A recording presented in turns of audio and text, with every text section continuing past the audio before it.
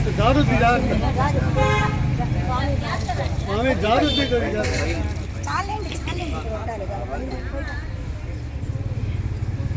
जय श्रीमन्नारायण जय श्रीमन्नारायण जय श्रीमन्नारायण जय जय जय जय श्रीमन्नारायण जय श्रीमन्नारायण जय श्रीमन्नारायण जय जय जय जय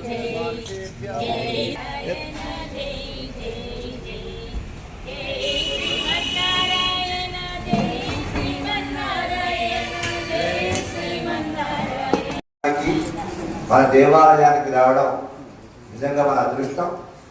అలాంటి యతీశ్వరులు శ్రీమద్ పరమహంస బలిరాజికాచార్యులు, వేదమార్గ ప్రతిష్టాపనాచార్యులు, భక్త సులభుడు శ్రీ శ్రీ శ్రీ శ్రీలండి అష్టాక్షరి సంపత్ కుమార రామాడిఎస్ స్వామి వారు మన పట్టణానికి వెంచేశారు.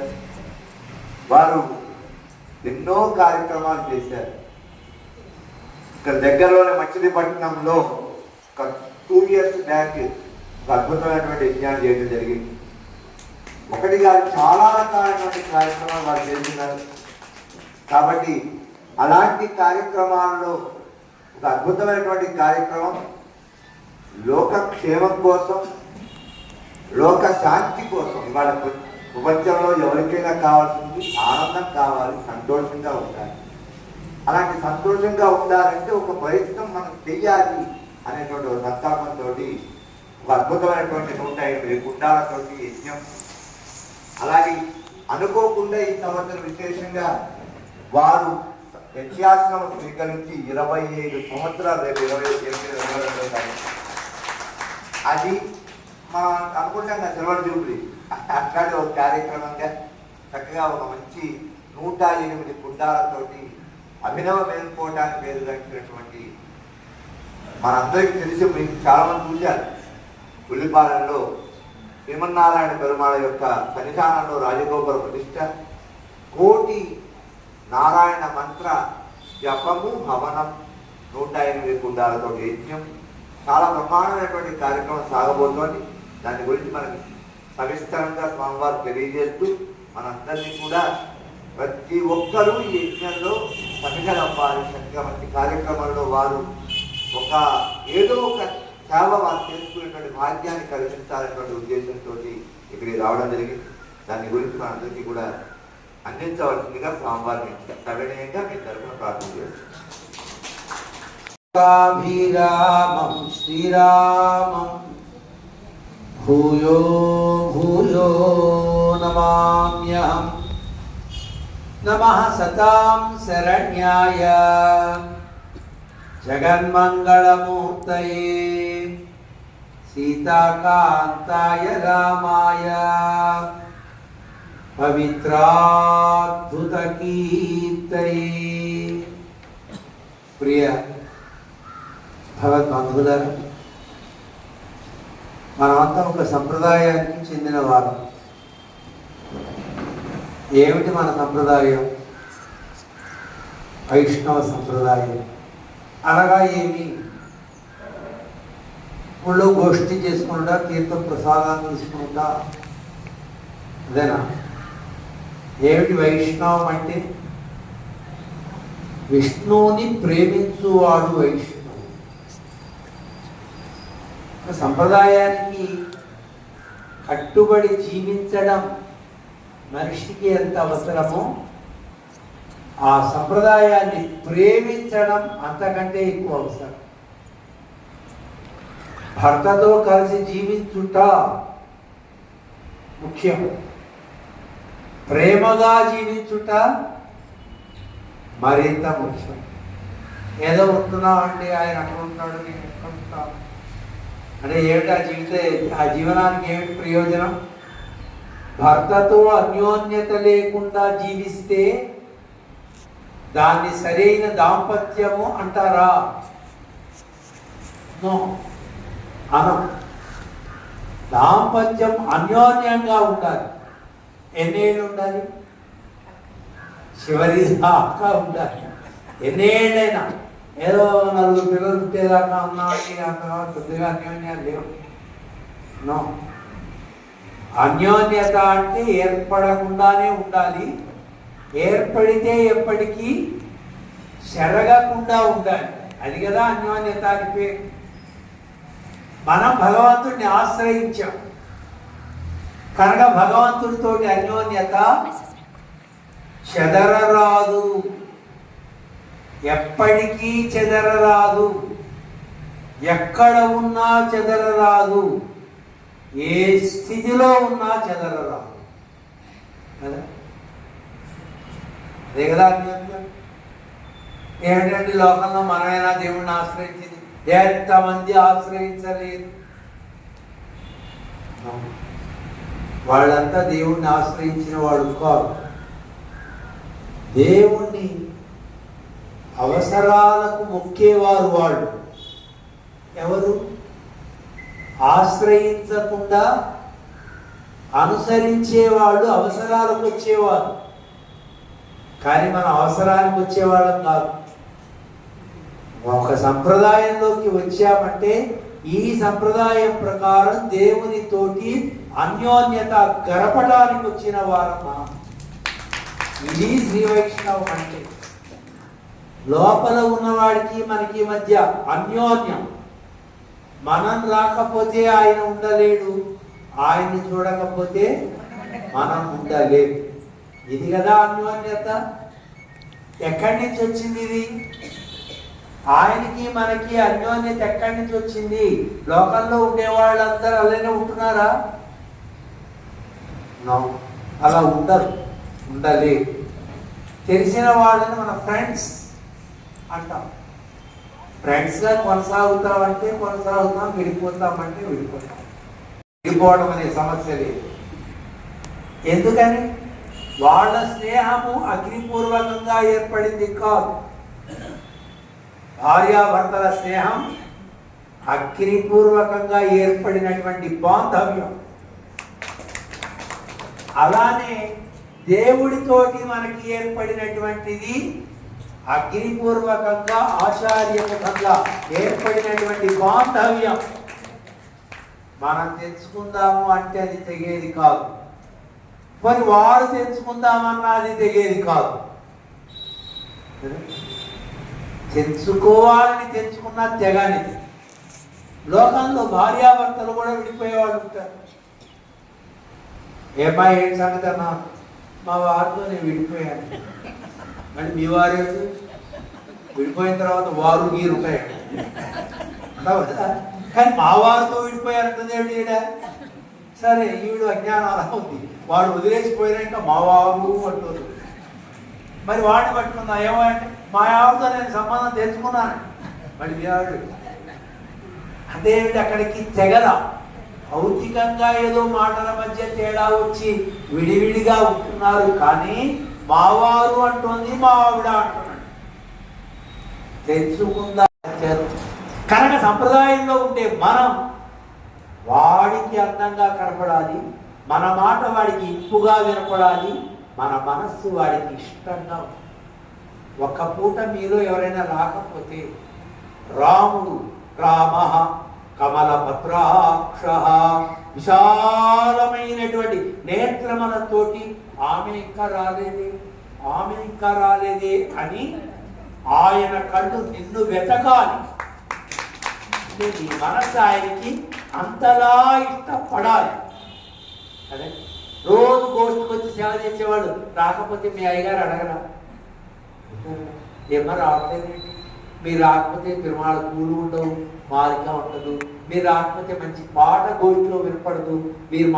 మీరు రాకపోతే గోష్ఠిలో ఒక డిసిప్లిన్ ఉండదు అనేవాళ్ళు ఉండరు. ఆ గోష్ఠిలో ఎక్కడైనా ఉంటారు, ఎక్కడైనా ఉంటారు.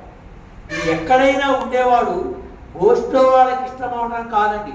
నేను వీళ్ళందరి చేత అభిమానం పొందా, ఈ అభిమానం వాడి దాకా వెళ్ళాలి అనేటువంటి దృక్పథంతో మనం సేవ చేస్తే ఆ ప్రేమ ఎప్పుడు నిన్ను వెంటాడు.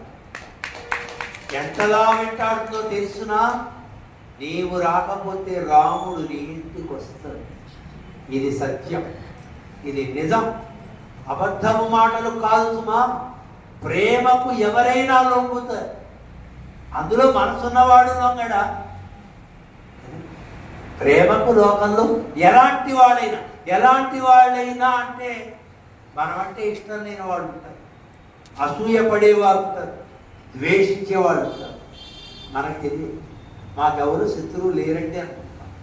రైట్, మనకెవరు లేరు, కానీ మనకు శత్రువులు ఉంటారు, మనకు తెలియకుండా ఉంటారు.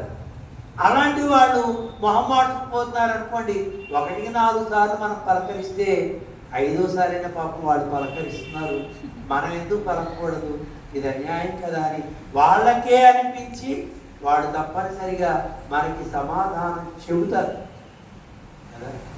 రాముడు మనసు లేనివాడు కాదు సుమా, మనసున్నవాడు రాముడు. రామాని పలకరిస్తే 4 సార్లు అనండి, వెగపడద్దు, పేట చెప్పవద్దు. 5వ సారి ఆయన ఓయ్ అనుకుంటున్నాడు, ఏమయ్యా 4 సార్లు పలకలేదు కదా, నిన్ను నీకు నాకు ఏం పలకట్టే, ఐఎమ్ సారీ చాలా బిజీలో ఉన్నా, ఫోన్ మీద ఫోన్లు వస్తున్నాయి అందుకని పలకలేదు. ఆయనకి ఎన్ని ఫోన్లు వస్తాయండి? మనకే ఫోన్లతోటి టైం ఉండటం లేదే, ఆయనకి ఎన్ని ఫోన్లు ఉంటాయి, ఎన్ని మెసేజెస్ ఉంటాయి, ఎంతో బిజీ ఉంటాడు కదా.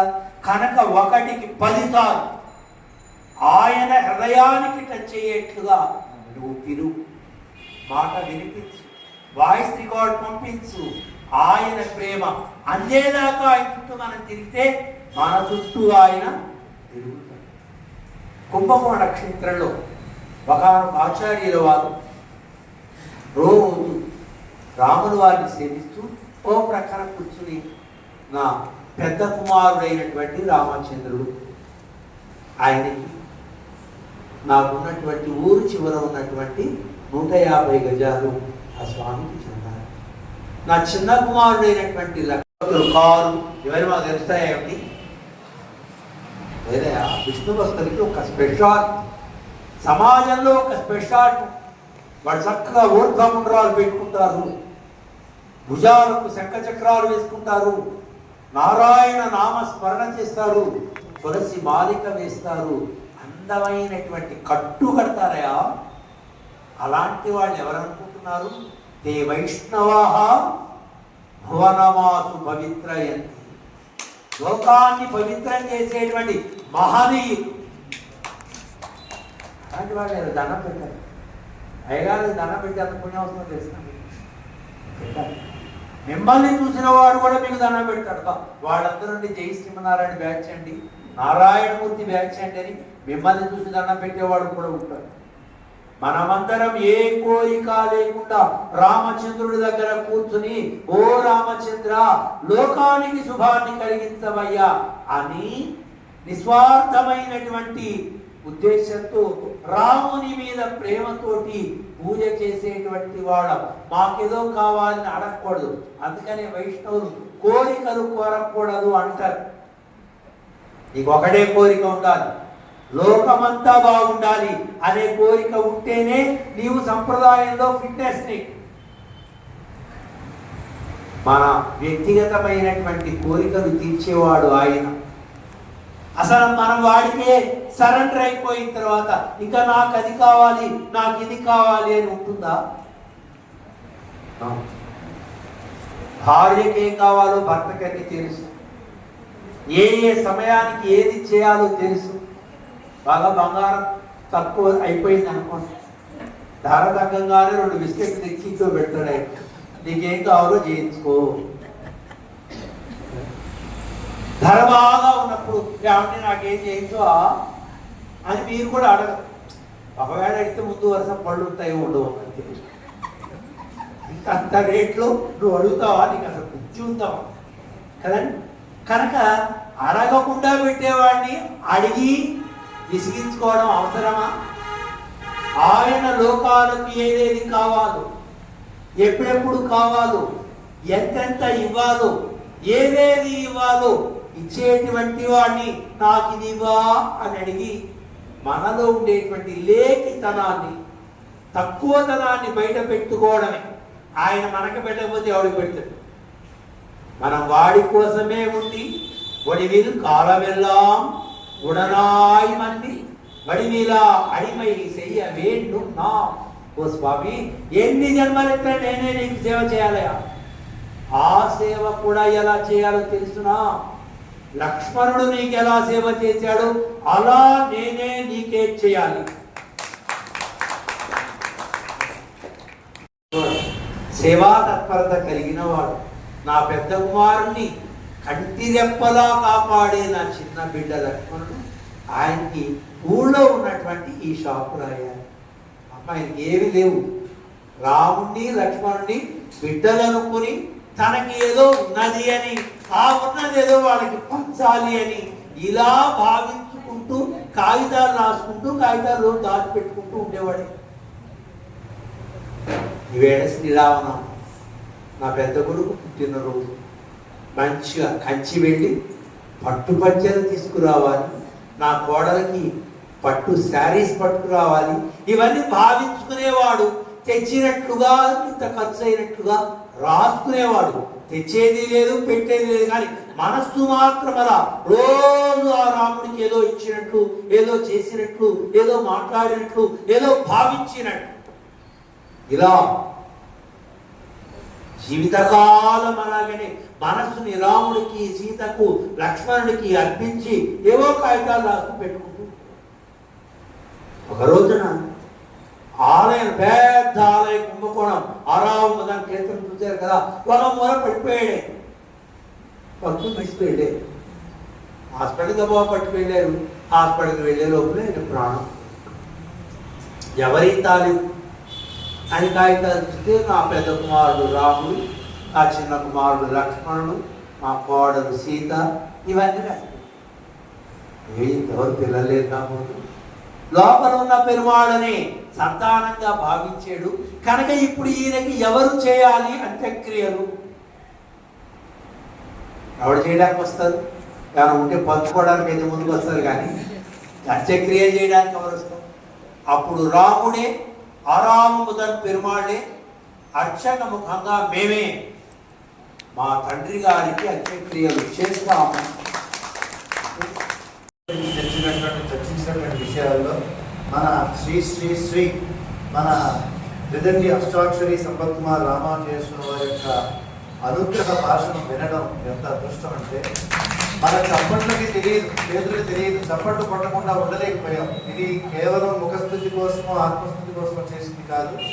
భగవంతుని మీద నిజమైనటువంటి ప్రేమ కలిగిన వాళ్ళు ప్రవర్తించాల్సినటువంటి విధానం, శ్రీ వైష్ణవ మార్గాన్ని ఎంచుకున్నటువంటి మనందరం ఎంత అదృష్టవంతులో సాక్షాత్తు స్వామివారు తెలియజేయడం నిజంగా మన పూర్వజన్మ స్మృతి. వారికి అనేక దాసోహాలు చేసిన స్వామి నిజంగా గత 25 సంవత్సరాలుగా సన్యాసాశ్రమాన్ని స్వీకరించిన తర్వాత చిరంజీవి యొక్క అనుగ్రహంతో ఎన్నో గొప్పగా కార్యక్రమాలు, దాదాపు 106 దివ్య దేశాల్లో కూడా యజ్ఞయాగాది క్రతువులు స్వామివారు నిర్వహించినటువంటి విషయం మనందరికీ విదితమే. గతంలో ఇదే దేవాలయానికి కూడా, పూర్వపు దేవాలయానికి కూడా స్వామివారు ఇచ్చేశారని చెప్పి పెద్దలు వాళ్ళందరూ కూడా తెలియజేశారు. ఆ టైంలో మరళీ నరసింహకృష్ణమాచార్య గారు మన స్థానాచార్య గారు, ఇప్పుడు వారి యొక్క కుమారులైనటువంటి శేషాచార్య గారి దేవాలయంలో అర్చకులుగా చేస్తున్నారు. వారి సోదరులు కూడా గౌరవ సలహాదారులుగా ఉంటున్నారు. నేను స్థానాచార్యగా గత 6 సంవత్సరాలుగా స్వామి యొక్క అనుగ్రహంతో ఈ సేవలో పాల్గొనేటువంటి అనుగ్రహం కలిగింది. చక్కని గోష్ఠి సభ్యులు, ప్రేమతో కూడినటువంటి మా భగవద్ బంధువులందరూ కూడా అన్ని దేవాలయాల్లో నేను వచ్చిన 6 సంవత్సరాల నుంచి కూడా దేవుడికి ప్రేమతో చేస్తున్నటువంటి గోష్ఠులు, వాళ్ళ గురించి కూడా చెప్పాలి స్వామివారు. ఎందుకంటే అంత ప్రేమ, ఎందుకంటే మీరు ప్రేమైక మూర్తులు, మీరు మాట్లాడుతూ ఉంటేనే ప్రేమతో ఆనందంగా ఒక తల్లి, తండ్రి, గురువు ఏ విధమైనటువంటి స్ఫూర్తితో మాట్లాడతారో అలాంటి స్ఫూర్తిని మా అందరిలో తగిలించారు. తప్పకుండా ఈ కార్యక్రమంలో, ఈ మహాయజ్ఞంలో మనందరం కూడా సమిధలుగా అవ్వాలని, ఇలాంటి యజ్ఞయాగాది క్రతువులు ప్రపంచంలో చాలా తక్కువ జరుగుతూ ఉంటాయండి. ఎక్కడైనా సరే ఒక పీఠాధిపతులు కానీ, జీయస్వాములు కానీ ఇలా వచ్చినప్పుడు మనం విశేషంగా ఆ వారి యొక్క అనుగ్రహ భాషణాన్ని వినడానికి రావాలి. ఇవి అందరికీ వ్యాప్తి చెందించగలగాలి. నిజంగా రాలేని వారు దురదృష్టవంతులేమో అనిపిస్తుంది, కానీ వారికి కూడా ఈ అనుగ్రహ భాషణాన్ని మీరు అందించాలి. ఎందుకంటే అంత గొప్ప భాషను ఇందాక స్వామివారు చెప్పారు, మాట్లాడించేది అంతా భగవంతుడే. ఆ రామచంద్ర స్వామి వారితో ప్రేమగా ఆయన చూస్తూ పుష్పం పడేస్తారండి. అలా గతంలో చాలా మంది జీఎస్వామి కూడా చూశారు. అలా మీరు అంత ప్రేమతో మా అనుగ్రహ భాషను అందించారు. తప్పకుండా యజ్ఞయాగాది క్రతువుల్లో మనం కూడా పార్టిసిపేట్ చేయాలి. మనకి ఇతోధికంగా మనలో ఉన్నటువంటి అందరినీ తిరువురులో ఉన్నటువంటి అన్ని గోష్ఠుల సభ్యుల్ని సుమారుగా 6 వైష్ణవ దేవాలయాలు ఉన్నాయి. 6 వైష్ణవ దేవాలయాలు ఇంకా కొంతమంది పనులు ఒత్తిడి వల్ల బిజినెస్ వల్ల రాలేని వాళ్ళు ఉన్నారు. ఒకప్పుడు 600 మీరు 1000 మంది దాకా కూడా పాపం ఇక్కడ గ్యాదర్ అవుతారు స్వామి వారు. ఇవాళ ఎవరికో ఒకటి క్షమించాలి. అయితే అలాంటి వాళ్ళందరూ యొక్క సహాయ సహకారంతో ఈ యజ్ఞాగతుల్లో మనం భాగస్వామి కావాలని నేను స్వామివారి తరఫున రామచంద్ర స్వామి వారి యొక్క ఆజ్ఞతో మీ అందరికీ తెలియజేస్తున్నాను. జై శ్రీమన్నారాయణ. స్వామివారు ప్రేమైక మూర్తులు, మీరు ప్రేమైక భక్తులు కాబట్టి నిజంగా కూడా అంతటి ప్రేమ ఉంది మీ అందరికీ కూడా. అందరు దివ్య ప్రబంధాలు చక్కగా సేవిస్తారు మంచిగా.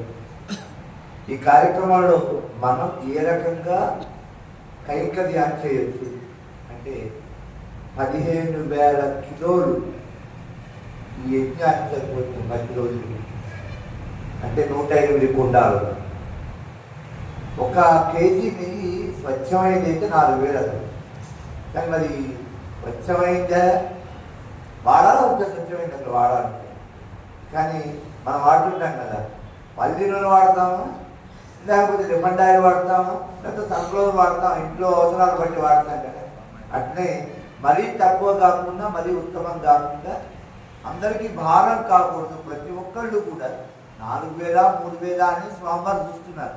కానీ మనందరికీ కూడా అందుబాటులో ఉన్న నేను కూడా 1 కేజీ నెయ్యి ఇచ్చాలని సంతృప్తి ఉండాలి వద్దా. 4,000 అంటే ముడుచుకుంటాం, 4,000 అంటాం. అదే 1,000 రూపాయలు ఉన్నారనుకోండి, నేను కూడా భాగస్వామి అయితే 1,000 రూపాయలు అంటే నేను సినిమాతో నా ఫ్యామిలీతో సినిమా పోతే 1,000 రూపాయలు అవుతుంది. ఈ 2 గంటలు 3 గంటలు ఆనందం.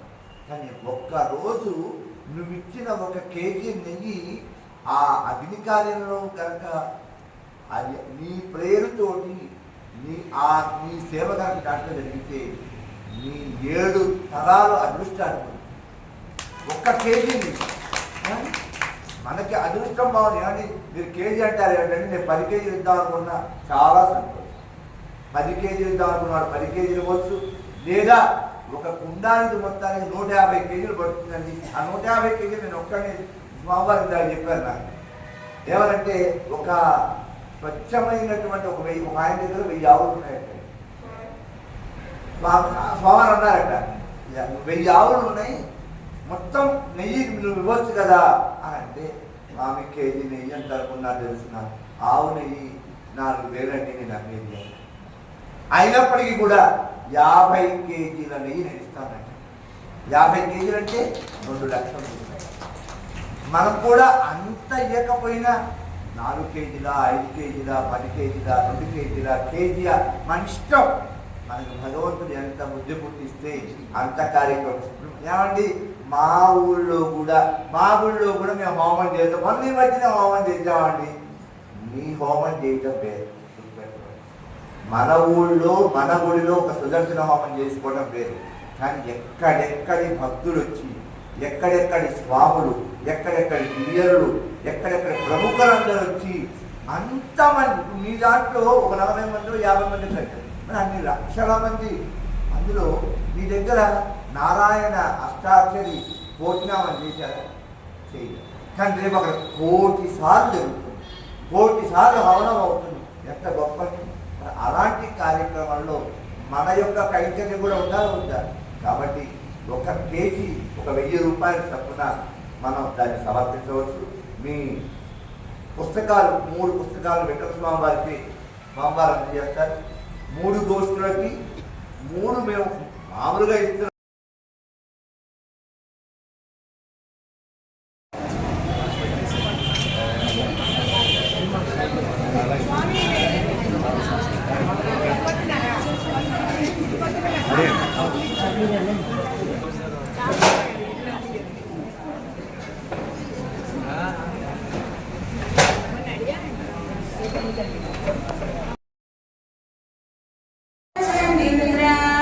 నీ చేతిలో నిదాననిదే శ్రీరామచంద్ర మిన్న పలువేయునేల విను రామచంద్ర మా కన్నులకు నివే గురి గణ రామచంద్ర మిన్న పలువేయునేల విను రామచంద్ర మా కన్నులకు భూమిక రామచంద్ర రామ శ్రీరామ జయ రామ మీ చేతిలోని ఆయములంటివి నయంద్ర ఆయములంటివి అంతారామమయం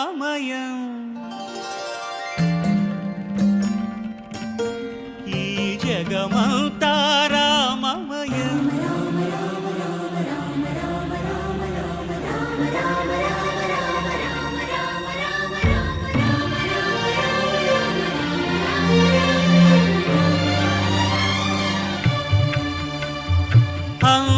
అంతారామమయం ఈ జగమంతారామమయం